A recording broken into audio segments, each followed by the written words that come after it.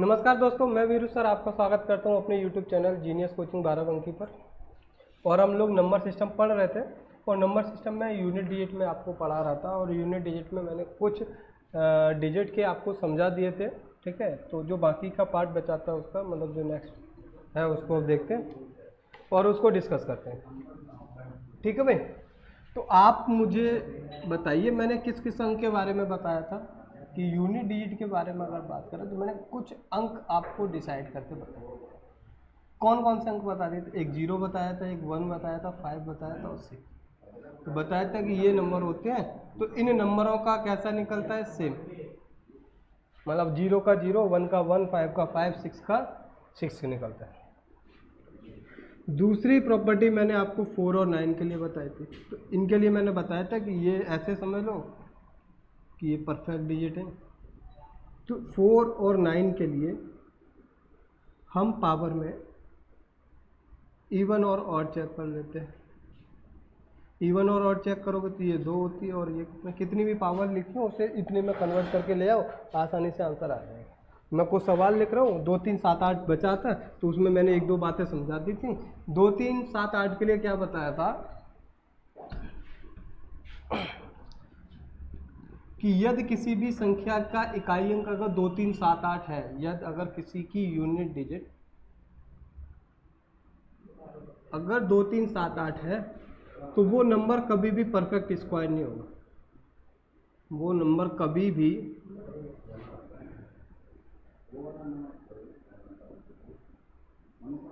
Perfect square show नहीं कराएगा।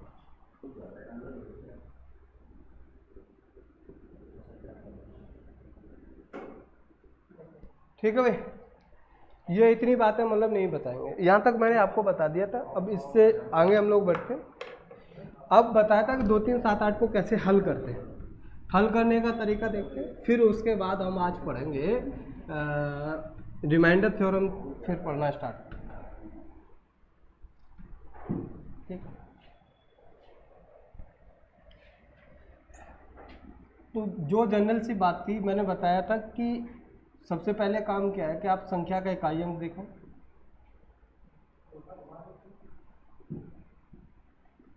दूसरा काम क्या है कि जो आपके पास घात थी, घात में कितने का डिवाइड करा देते हैं? 4 का डिवाइड कराते हैं। मतलब घात में कितने का डिवाइड करा देते हैं? 4 का डिवाइड करा देते हैं। फिर उसके बाद आपको जब डिवाइड कराओगे तो क्या मिल जाएगा? उससे शेषफल मिल जाएगा और शेषफल 0 आ सकता है, 1 आ सकता है, 2 आ सकता है, 3। भाई 4 से डिवाइड कराने पर यही आएगा। उसके बाद फिर क्या करना है कि जो आपने इकाई अंक निकाला था, ये लिखने में बहुत बड़ा लग रहा है, वैसे कोई मतलब नहीं है। ठीक है भाई, ये बातें मैंने बताई थी। यहाँ तक मैं लिखता हूँ, फिर सुनिए।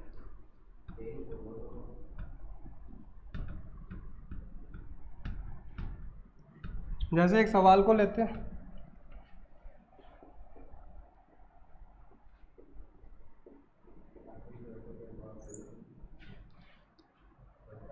ठीक है भाई, मैंने लिया कि 1 2 3 2 का पावर 8 4 5 4 है और इसका यूनिट डिजिट निकालना है। इसका कौन सा डिजिट निकालना है? यूनिट डिजिट आपको फाइंड करना है। तो यूनिट डिजिट अगर आपको फाइंड करना है तो सबसे पहले इकाई अंक देखें। तो इकाई अंक इसका कितना है? 2। ये बात क्लियर होगी। दूसरी बात क्या है कि आपको ये आपकी पावर दे रखी है और पावर में कितने का डिवाइड कराना है? 4 का। मैंने 4 का डिवाइड कराने की आपको सब बताई थी कि लास्ट के 2 डिजिट ले लो और 2 डिजिट लेने पर जितना भी आता है उतना ही आपको मेंशन करना है। तो आप बोलोगे कि 54, तो 54 में अगर आप डिवाइड कराओगे तो रिमाइंडर कितना बचेगा? 2। आप बोलोगे कितना हो जाएगा कि 2 पे पावर 2 और इसका यूनिट डिजिट कितना आ जाएगा? 4। इसका यूनिट डिजिट कितना आ जाएगा? 4। ठीक है भाई, मैं और एग्जांपल लेता हूँ, और एग्जांपल देता हूँ।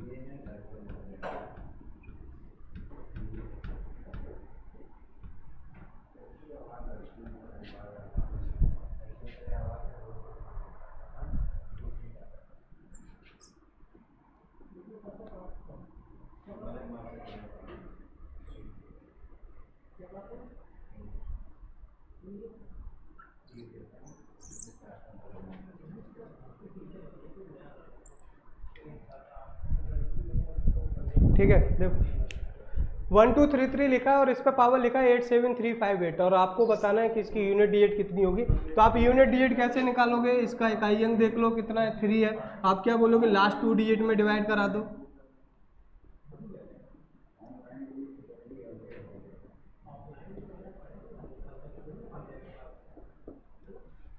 ठीक है, तो आपको ये बात समझ में आई, इसकी यूनिट डिजिट कितनी है 3 और रिमाइंडर कितना बचाता है 2। तो आप बोलोगे कि 3 पे पावर कितना हो जाएगा 2 और 3 पे पावर 2 कितना हो गया 9। ये इसका आंसर हो जाएगा। मैंने आपको ये बात भी बताई थी कि अगर आपको आगे कुछ भी चीज़ डिस्कस करनी है तो हम लोगों ने 4 का ही डिवाइड क्यों कराते हैं रिमाइंडर में, तो वो मैं आगे मतलब बताऊंगा कि मतलब जो तुम्हारी मतलब जो पावर होती है पावर में 4 का डिवाइड क्यों करा रहे हो। तो 4 का डिवाइड कराने का रीज़न क्या है मैं आगे डिस्कस करा दूंगा। ठीक है, एक आगे जब हम लोग रिमाइंडर थ्योरम पढ़ेंगे तो उसमें सारी चीज़ें सामने आ जाएंगी। ठीक है,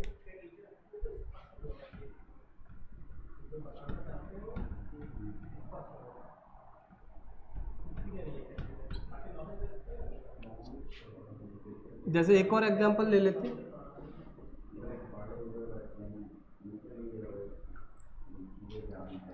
ठीक है,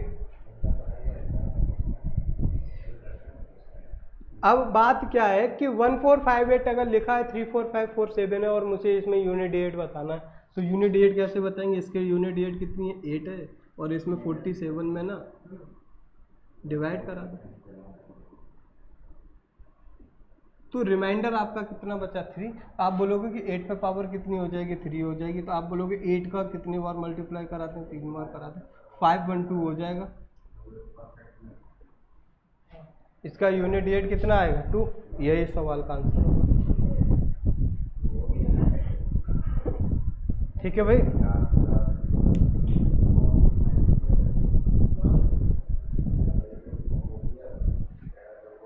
अब आगे डिस्कस करते हैं। यहाँ तक बातें आपको समझ में आ चुकी होंगी, तो मैं कुछ सवालों को समझाने की कोशिश करता हूँ और आप उन सवालों को समझिएगा, बहुत अच्छे सवाल।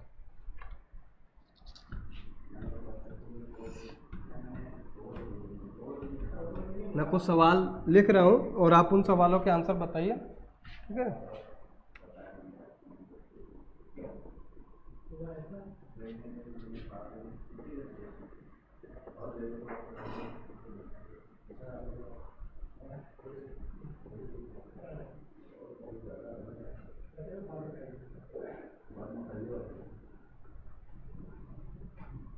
ठीक है, ये सवाल लिखा है कि 1454 पे पावर 8734 है और प्लस कितना है 1435 पे पावर कितनी है 8734 है और क्या है 1432 पे पावर कितनी है 457 है। इसकी यूनिट डिजिट बतानी है।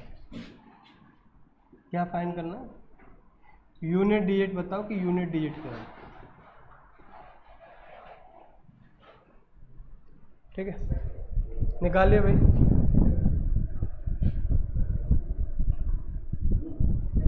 ठीक है,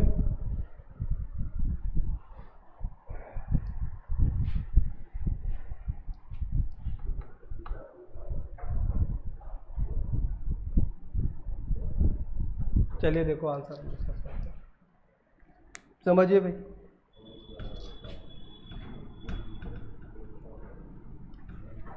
कि आप इस बात को समझिए कि इसकी यूनिट डिजिट कितनी है 4 और ये किस फॉर्म में, परफेक्ट फॉर्म में है। परफेक्ट फॉर्म में मैंने बताया था कि कौन कौन से डिजिट आते हैं 4 और 9 आते हैं। आपको मतलब वो जनरल मेथड लगाने की जरूरत नहीं है, आप इवन और ऑड से चेक कर लीजिए।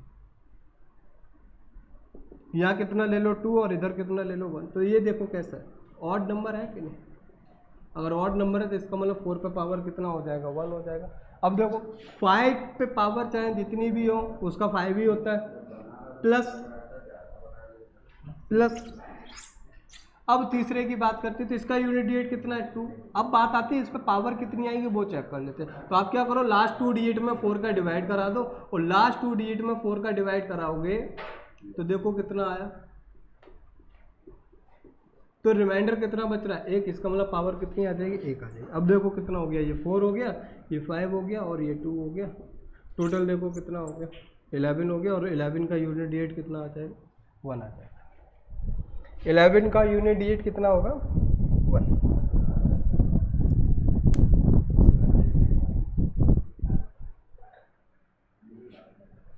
चलिए और सवालों को समझते हैं।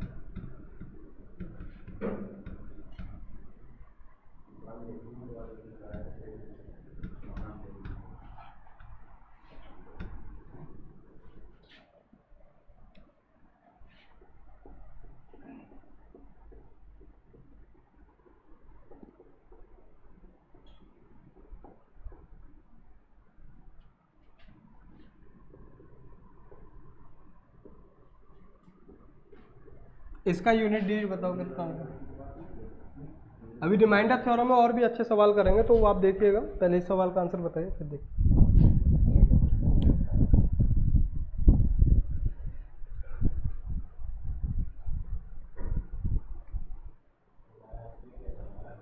बताइए बताइए जल्दी।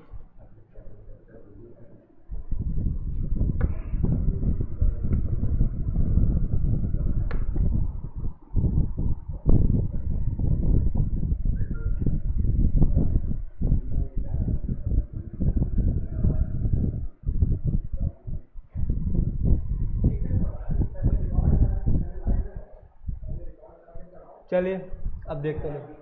आप जानते हो 5 का क्या आएगा, 5 आएगा, और 6 का क्या आता है 6। मैंने बताया था 0 1 5 6 में डिजिट कैसे रहते हैं सेम, इतनी दिक्कत नहीं है। 5 का 5 आ गया, 6 का 6 आ गया। अब बचा 7 का देख लो, 7 का जो भी आएगा वही सवाल पे आंसर डिस्कस कर लेंगे। तो इसकी यूनिट डिजिट कितनी है, 7 है। अब पावर लगी है तो पावर में कितने का डिवाइड करा दो, 4 का। 4 का डिवाइड करने की शर्त क्या होती है, लास्ट 2 डिजिट में कराते हैं। रिमाइंडर कितना बचेगा, 1। आप देखोगे 5 × 6 × 7 हो गया, ठीक है, और ये कितना हो जाएगा 210। इसका मतलब यूनिट डिजिट कितनी आ जाएगी, 0। यूनिट डिजिट कितनी होगी,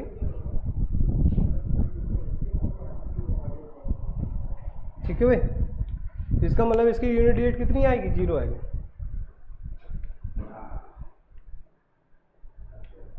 चलिए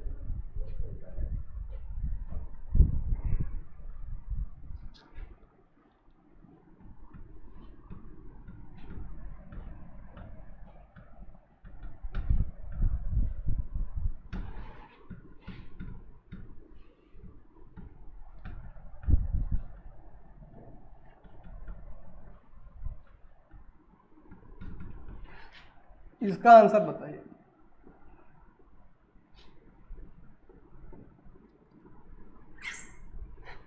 इसकी यूनिट डिजिट कितनी है,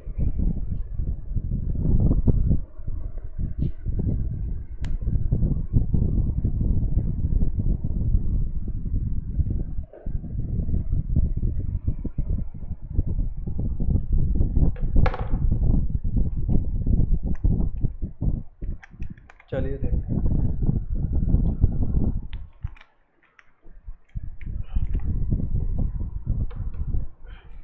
अब देखो कि इसकी यूनिट डिजिट कितनी है, 2 है। और हम जानते हैं कि ये जो अंक है इसमें लास्ट 2 डिजिट में 4 का डिवाइड कराना है। जब आप 4 का डिवाइड कराओगे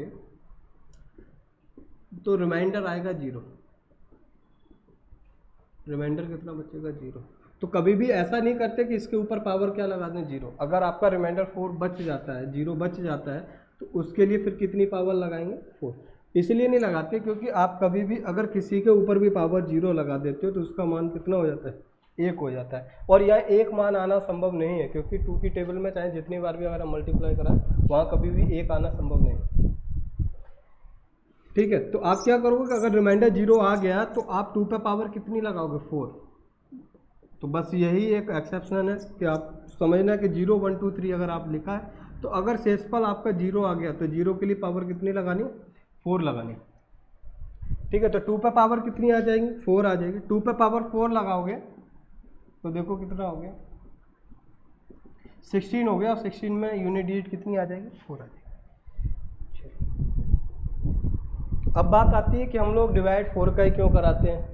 ये यूनिट डिजिट अगर जब देख रहे होते हैं तो हम बोलते हैं कि पावर में 4 का डिवाइड कराना है। सोचते तो कुछ और भी सोच लेते, 6 का डिवाइड करा लेते, 8 का डिवाइड करा लेते, पर कभी नहीं होता। डिवाइड कितने का हो रहा है, 4 का हो रहा है। क्यों हो रहा है मैं अब आगे डिस्कस करते हैं। और इसके लिए हम टॉपिक को, एक नए टॉपिक को उठाते हैं और वो टॉपिक है आपका कौन सा, रिमाइंडर थ्योरम, मतलब शेषफल प्रमेय के बारे में बात करेंगे। तो यूनिट डिजिट जो मैंने जितनी भी पढ़ाई है, ठीक है, तो यूनिट डिजिट में हम लोगों ने क्या क्या देख लिया, 0 देख लिया, 1 देख लिया, 5 देख लिया, 6 देख लिया। मैं एक बार रिपीट कर देता हूँ 1 मिनट में, फिर हम लोग रिमाइंडर थ्योरम की तरफ चलते हैं, ठीक है। चलिए देखो 0 1 5 6 ये डिजिट थे, इसके लिए क्या आता है, सेम आता है, ठीक है। 4 और 9 2 डिजिट मैंने बताए थे, ये परफेक्ट होते हैं, तो इसलिए इसमें पावर को ऑड और कैसे चेक कर लेते हैं, इवन से, ठीक है। अब 2 3 7 8 जो बचा था, तो 2 3 7 8 के रेफरेंस में देखा गया है कि यहाँ हम लोग क्या करते हैं, साइक्लिसिटी देखते हैं। और साइक्लिसिटी देखने का मतलब होता है कि पावर में यहाँ कितने का डिवाइड कराते हैं, 4 का। क्यों कराते हैं, साइक्लिसिटी 4 की क्यों ले रहे हैं, कोई और अंक की साइक्लिसिटी क्यों नहीं ली जाती, तो ये अब डिस्कस करेंगे हम लोग किसमें, रिमाइंडर थ्योरम। ठीक है, तो जो अगला टॉपिक है, ठीक है, वो है आपका क्या, शेषफल प्रमेय।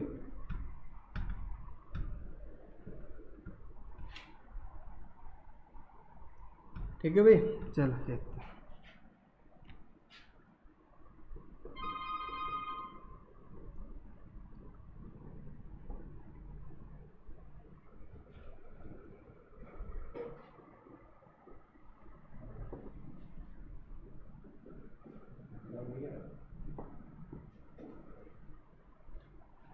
ठीक है, अगला जो टॉपिक है वो आपका क्या है, रिमाइंडर थ्योरम, मतलब शेषफल प्रमेय के बारे में बात करते हैं। आपने बहुत सारे ऐसे सवाल पढ़े होंगे, जैसे ये लिख दिया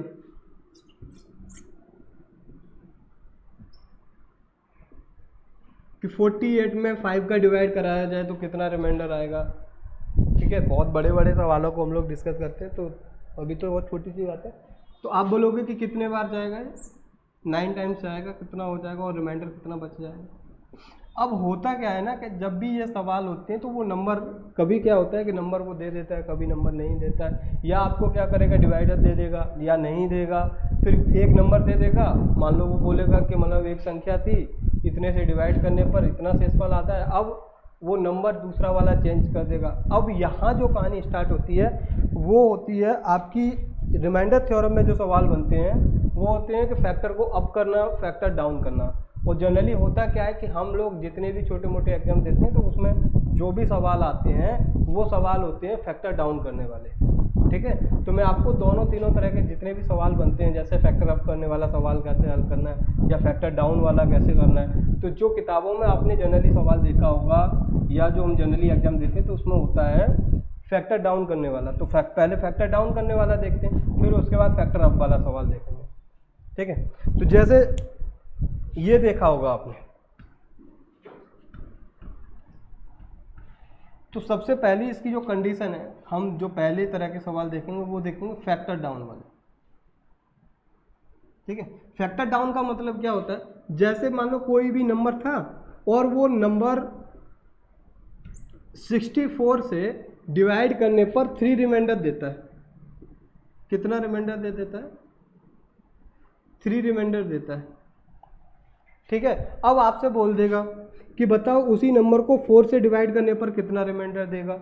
ठीक है, तो ये जो 64 है और ये 4 है, तो आप बताओ ये जो इसका जो 4 ये 4 है वो 64 का फैक्टर है कि नहीं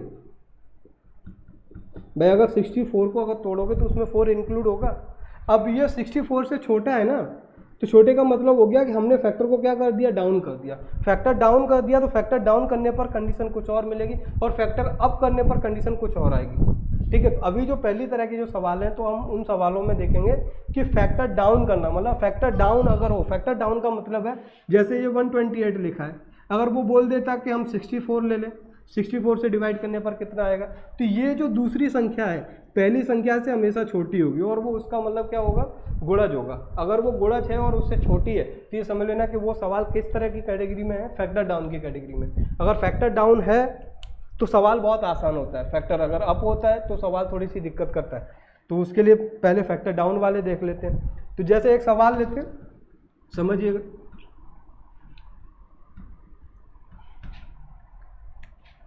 कि भाई कोई नंबर था x और उसे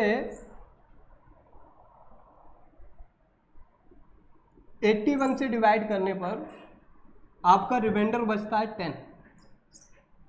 81 से डिवाइड करने पर रिमाइंडर कितना आता है, 40। 81 से डिवाइड करने पर रिमाइंडर कितना आता है, 40।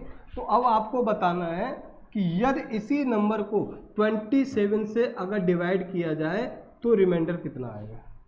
बहुत सारे लोग इसका आंसर बता देंगे, सिंपल है क्योंकि हम लोग लगातार इन सवालों को करते रहते हैं।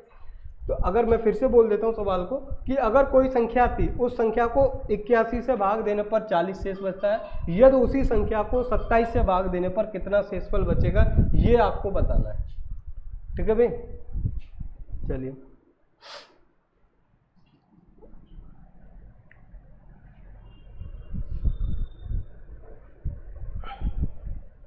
देखते हैं। देखो, अब सबसे पहले ये देखना होगा कि ये फैक्टर अप की कंडीशन है या फैक्टर डाउन की कंडीशन है। तो हम लोगों ने देखा कि 81 जो है बड़ा नंबर है और जो पूछा गया है वो छोटा नंबर है और ये एक दूसरे के गुणज हैं।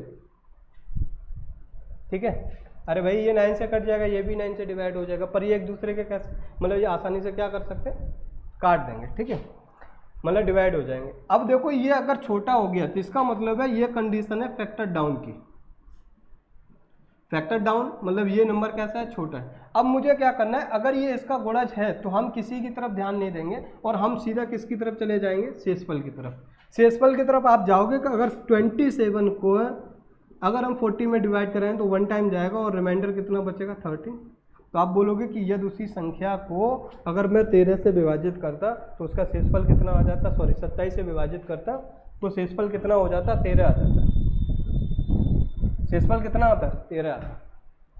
ठीक है भाई, देखो फिर से समझ लेते हैं कि कोई भी संख्या थी उसे 81 से डिवाइड करने पर कितना शेषफल बच रहा था, 40 शेषफल बच रहा था। यदि उसी संख्या को 27 से विभाजित किया जाए तो शेषफल कितना बचेगा, ये मुझे बताना था। तो भाई सबसे पहला काम आपका यही है कि सबसे पहले आप फैक्टर को चेक करें, फैक्टर डाउन है या फैक्टर अप है। हम लोग क्या करते हैं, हम सवालों को रट लेते हैं कि हम लोग ये सोचते हैं कि ये बस ये इससे कटे या ना कटे उससे मतलब नहीं है, सीधा आप 27 में डिवाइड करा देते हो। तो अगर ऐसी कंडीशन में अगर आप सवाल निकालते हो तो सवाल का सॉल्यूशन कैसा रहेगा, गलत होगा। अभी मैं देखो दूसरे सवाल को लेता हूँ, उसके थ्रू मैं समझाता हूँ कि समझ लोगे आप। देखो दूसरा सवाल देखते हैं।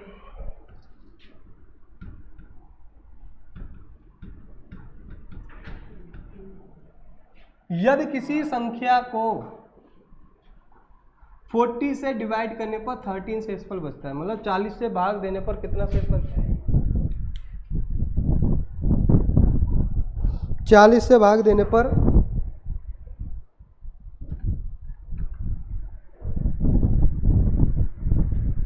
40 से भाग देने पर 13 शेष बचता है। यदि उसी संख्या को 8 से डिवाइड करने पर कितना शेष आएगा।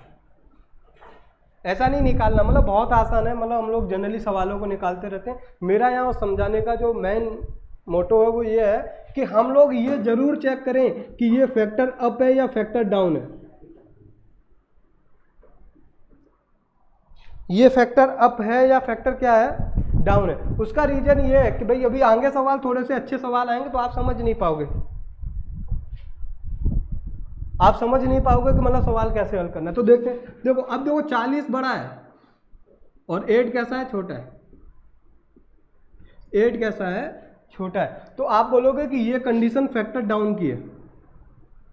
अगर फैक्टर डाउन की कंडीशन है और ये एक दूसरे के अगर गुणज है तो आप सीधा क्या करो, उस संख्या में डिवाइड करा दो, 13 में डिवाइड करा दोगे तो रिमाइंडर कितना बच जाएगा, 5 शेषफल आ जाएगा। ठीक है, शेषफल कितना आ जाएगा भाई, 5 आ जाएगा। ठीक है, अगला देखते हैं, अगला समझिए। अब इस सवाल का आंसर बताइए।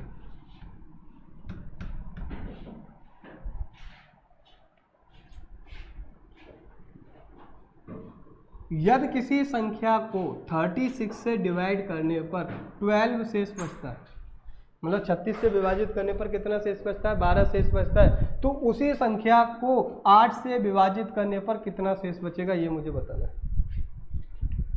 यदि उसी संख्या को 8 से विभाजित करने पर शेषफल कितना बचेगा, ये मुझे बताना है। ठीक है, तो आप देखो, अब देखो आप समझते हैं क्या 8 का फैक्टर है 36, मतलब 36 में 8 कहीं आता है, इंक्लूड होता है, नहीं होता है। तो आप बोलोगे कि ये फैक्टर डाउन की कंडीशन है नहीं, मतलब ये फैक्टर डाउन नहीं है, मतलब एक दूसरे को विभाजित नहीं कर रहे हैं। तो इसका मतलब है कि ये अगर एक दूसरे को विभाजित नहीं कर रहे हैं तो इसका आंसर आएगा कैन नॉट डिटरमाइन। आंसर क्या आएगा भाई, कैन नॉट डिटरमाइन। कभी आप ऐसा मत करना कि भाई 8 का डिवाइड 36 में दे दो, 4 बार चला जाए, यहाँ से रिमाइंडर 4 निकाल लो और फिर आप 8 का डिवाइड कितने में दे दो, 12 में, फिर यहाँ से रिमाइंडर 4 निकाल लो। आपके हिसाब से 4 + 4 कितना हो जाएगा, 8। अगर 8 का 8 में डिवाइड दे दो, फिर रिमाइंडर 0 बता दो। तो ऐसे निकालना सवाल कैसा है, गलत है। अगर आपका फैक्टर डाउन नहीं है या फैक्टर अप नहीं है तो आप समझ लेना कि वो मतलब फिर उसका आंसर आएगा कैन नॉट डिटरमाइन। क्यों आएगा, क्योंकि यहाँ की संख्या डिफाइन नहीं है, कुछ भी हो सकती है। यहाँ अगर 36 से डिवाइड करने पर 12 दे रहा है, शायद यहाँ 36 से 8 से डिवाइड करने पर दे भी सकता है, नहीं भी दे सकता है, आ भी सकता है, नहीं भी आ सकता है। तो अगर वो फैक्टर डाउन या फैक्टर अप नहीं है तो आप इस कंडीशन में आंसर हमेशा क्या आता है, कैन नॉट डिटरमाइन। पर ऐसा सवाल बहुत कम देखने को मिलता है, ठीक है।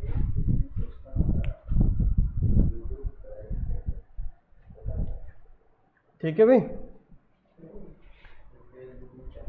अब जो अगला जो कंडीशन है, ठीक है, अगली कंडीशन को समझते हैं।